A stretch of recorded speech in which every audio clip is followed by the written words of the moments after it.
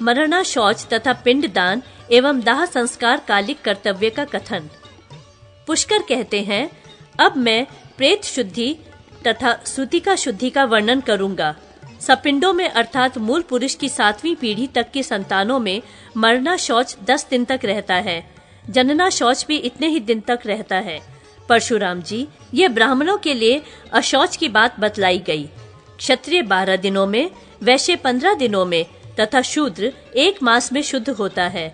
यहाँ उस शूद्र के लिए कहा गया है जो अनुलोमज हो, अर्थात जिसका जन्म उच्च जातीय अथवा सजातीय पिता से हुआ हो।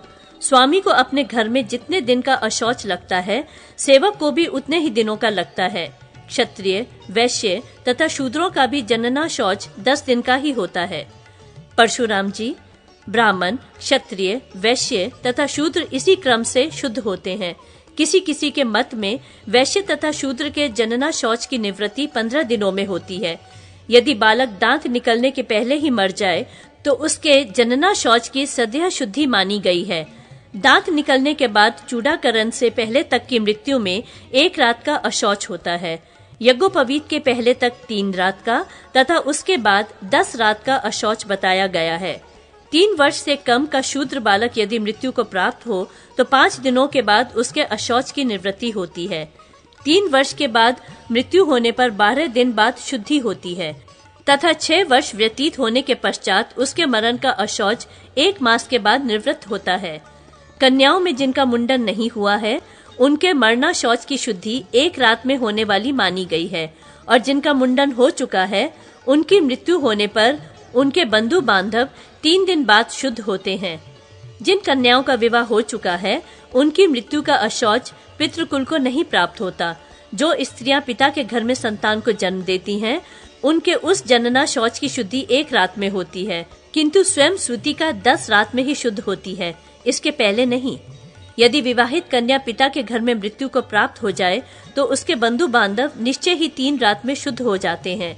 समान अशौच को पहले निवृत्त करना चाहिए और असमान अशौच को बाद में। ऐसा ही धर्मराज का वचन है। परदेश में रहने वाला पुरुष यदि अपने कुल में किसी के जन्म या मरण होने का समाचार सुने तो 10 रात में जितना समय शेष हो उतने ही समय तक उसे अशौच लगता है। यदि 10 दिन व्यतीत होने पर उसे उक्त समाचार का ज्ञान हो तो वह 3 रात तक अशौच युक्त रहता है, तथा यदि 1 वर्ष व्यतीत होने के बाद उपर्युक्त बातों की जानकारी हो तो केवल स्नान मात्र से शुद्धि हो जाती है। नाना और आचार्य के मरने पर भी 3 रात तक अशौच रहता है। परशुराम जी, यदि स्त्री का गर्भ गिर जाए तो जितने मास का गर्भ गिरा हो उतनी रातें बीतने पर उस स्त्री की शुद्धि होती है। सपिंड ब्राह्मण कुल में मरना शौच होने पर उस कुल के सभी लोग सामान्य रूप से 10 दिन में शुद्ध हो जाते हैं। क्षत्रिय 12 दिन में, वैश्य 15 दिन में और शूद्र 1 मास में शुद्ध होते हैं। प्रेत या पितरों के श्राद्ध में उन्हें आसन देने से लेकर अर्घ्य दान तक के कर्म करके उनके पूजन के पश्चात जब परिवेशन होता है तब सपात्रक कर्म में वहां ब्राह्मण भोजन कराया जाता है। ये ब्राह्मण पितरों के प्रतिनिधि होते हैं। अपात्रक कर्म में ब्राह्मणों का प्रत्यक्ष भोजन नहीं होता तो भी पितर सूक्ष्म रूप से उस अन्न को ग्रहण करते हैं। उनके भोजन के बाद वह स्थान उच्चिष्ट समझा जाता है। उस उच्चिष्ट के निकट ही वेदी बनाकर उसका संस्कार करके उसके ऊपर कुश बिछाकर उन कुशों पर ही पिंड निवेदन करें। उस समय एकाग्रचित हो प्रेत अथवा पितर के नाम गोत्र का उच्चारण करके ही उनके लिए पिंड अर्पित करें। जब ब्राह्मण लोग भोजन कर लें और धन से उनका सत्कार या पूजन कर दिया जाए तब नाम गोत्र के उच्चारण पूर्वक उनके लिए अक्षत जल छोड़े जाएं। तदंतर 4 अंगुल चौड़ा, उतना ही गहरा तथा 1 बित्ते का लंबा एक गड्ढा खोदा जाए। परशुराम, वहां 3 विकर्षु सूखे कंडों के रखने के स्थान बनाए जाएं और उनके समीप 3 जगह अग्नि प्रज्वलित की जाए। उनमें क्रमशः सोमाय स्वाहा, वहनीय स्वाहा तथा यमाय स्वाहा मंत्र बोलकर सोम, अग्नि तथा यम के लिए संक्षेप से 4-4 या 3-3 आहुतियां दें। सभी वेदियों पर सम्यक विधि से आहुति देनी चाहिए। फिर वहां पहले की ही भांति पृथक पृथक पिंड दान करें। अन्न, दही, मधु तथा उड़द से पिंड की पूर्ति करनी चाहिए। यदि वर्ष के भीतर अधिक मास हो जाए तो उसके लिए एक पिंड अधिक देना चाहिए, अथवा 12 मास के सारे मासिक श्राद्ध द्वादशाह के दिन ही पूरे कर दिए जाएं। यदि वर्ष के भीतर अधिक मास की संभावना हो तो द्वादशाह श्राद्ध के दिन ही उस अधिमास के निमित्त एक पिंड अधिक दे दिया जाए। संवत्सर पूर्ण हो जाने पर श्राद्ध को सामान्य श्राद्ध की ही भांति संपादित करें। सपिंडीकरण श्राद्ध में प्रेत को अलग पिंड देकर बाद में उसी की 3 पीढ़ियों के पितरों को 3 पिंड प्रदान करने चाहिए। इस तरह इन चारों पिंडों को बड़ी एकाग्रता के साथ अर्पित करना चाहिए। भृगुनंदन, पिंडों का पूजन और दान करके पृथ्वी ते पात्रम ये समानः इत्यादि मंत्रों के पाठ पूर्वक यथोचित कार्य संपादन करते हुए प्रेत पिंड के 3 टुकड़ों को क्रमशः पिता, पितामह और प्रपितामह के पिंडों में जोड़ दें। इससे पहले इसी तरह प्रेत के अर्घ्य पात्र का पिता आदि के अर्घ्य पात्रों में मेलन करना चाहिए। पिंड मेलन और पात्र मेलन का ये कर्म पृथक पृथक करना उचित है। शूद्र का ये श्राद्ध कर्म मंत्र रहित करने का विधान है। स्त्रियों का सपिंडीकरण श्राद्ध भी उस समय इसी प्रकार पूर्वोक्त रीति से करना चाहिए। पितरों का श्राद्ध प्रतिवर्ष करना चाहिए, किंतु प्रेत के लिए सानोदक कुंभदान 1 वर्ष तक करें। वर्षा काल में गंगा जी की सिकता धारा की संभव है गणना हो जाए, किंतु अतीत पितरों की गणना कदापि संभव नहीं है। काल निरंतर गतिशील है, उसमें कभी स्थिरता नहीं आती, इसलिए कर्म अवश्य करें। प्रेत पुरुष देवत्व को प्राप्त हुआ हो या यातना स्थान नरक में पड़ा हो, वह किए गए श्राद्ध को वहां अवश्य पाता है। इसलिए मनुष्य प्रेत के लिए अथवा अपने लिए शोक न करते हुए ही उपकार, श्राद्ध आदि कर्म करे।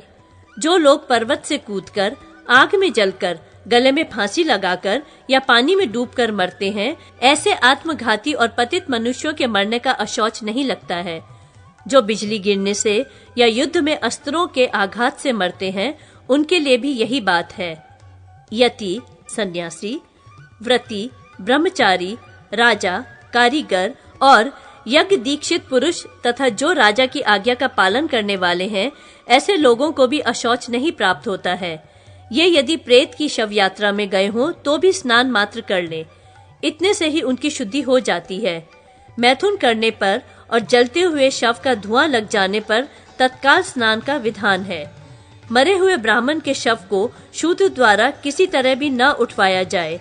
इसी तरह शूद्र के शव को भी ब्राह्मण द्वारा कदापि न उठवाएं, क्योंकि वैसा करने पर दोनों को ही दोष लगता है।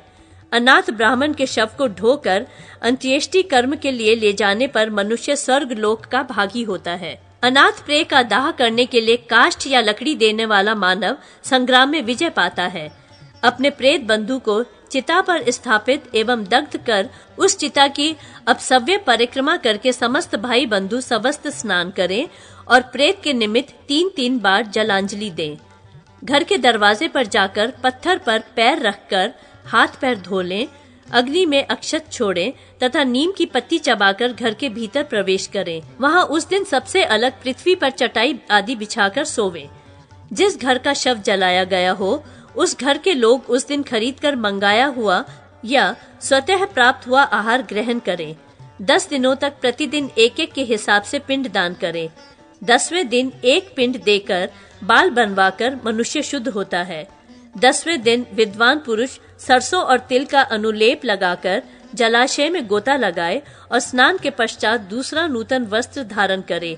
जिस बालक के दांत न निकले हों, उसके मरने पर या गर्भ स्राव होने पर उसके लिए न तो दाह संस्कार करें और न जलांजलि दें। शव दाह के पश्चात चौथे दिन अस्थि संचय करें।